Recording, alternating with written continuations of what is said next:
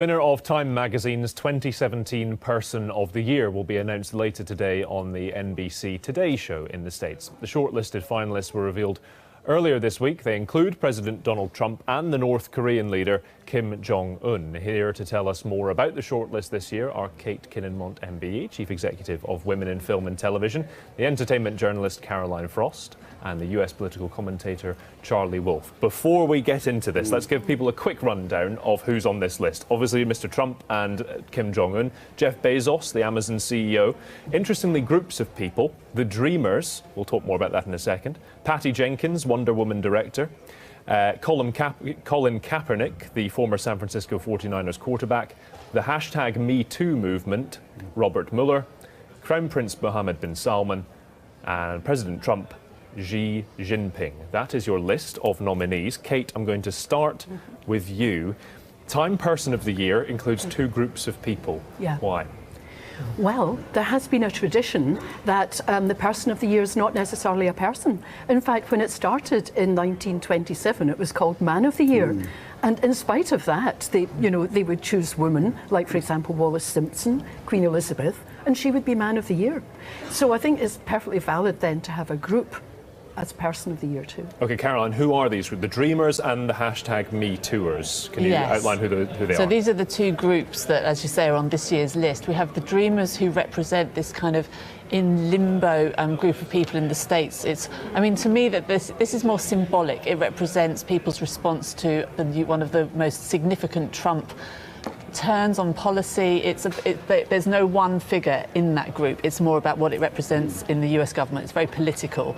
The Me Too hashtag campaign obviously caught everybody's imagination. This is about a group of women coming forward in increasing and increasingly loud numbers, voicing their indignation about the way they've been treated by men in many, many different ways over the last few decades. OK, Charlie, we need to remind people as well, Time Person of the Year, Time magazine themselves will tell you that this is not about people having a positive effect on the world. It's about their people or the groups having an effect on the world. Yes, for good or for bad, it's the influence on the world, on events, and more so even on news, which is why, for me, it would probably be someone like Trump in the sense that every day he has affected the news. I've never seen anything like this, where you even think back to last year when he did win it, where during the debates, even when it was the Democratic debate, everything was framed in terms of Donald Trump. That was just his candidate, Trump. So now we've had, I have days where, you wake up at 6 a.m. and you get the main story of the day and Sky News rings and says, can you come in? This is like at 7 and it's already two different stories down. This is how fast the news has been generating. So it's an effect on the news.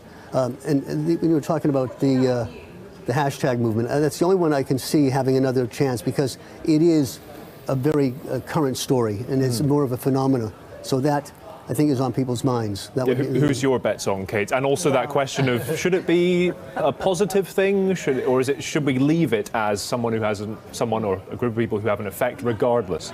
Right, well, I think people always assume that Person of the Year should be a positive thing, just as if you were Employee of the Month, you would hope it was not the waiter who was spilling the wine down the front of your dress.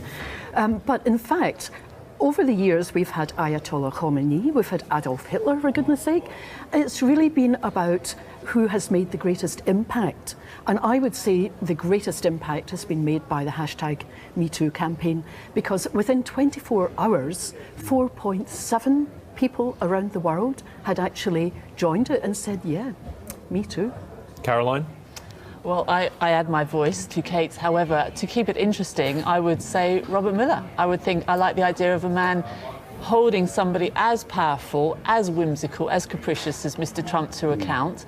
And I think that this could be an amazing opportunity for Time magazine to perhaps put their cards on the right side of history and not just talk about what is effectively a description. I think the idea of championing somebody very brave and tireless. Now, the president has claimed that he was called by Time magazine, that infamous tweet a couple of weeks ago saying that he put the phone down because they said it was only a probably and he had to agree to a photo shoot.